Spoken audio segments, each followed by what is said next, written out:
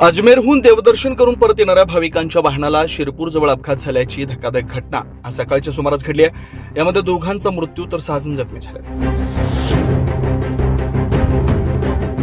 याबाबत मिळालेली सविस्तर माहिती अशी की शहरातील सिडको शिवाजी चौक येथील 8 जण सोमवारी अजमेरला देवदर्शनासाठी गेले होते।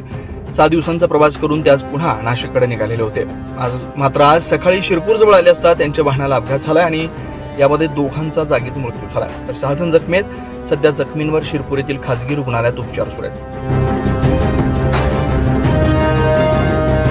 यामध्ये त्यांच्या वाहनाचं देखील मोठ्या प्रमाणात नुकसान झालंय। पुढील तपास सुरू आहे। News Maharashtra bureau, Nashik.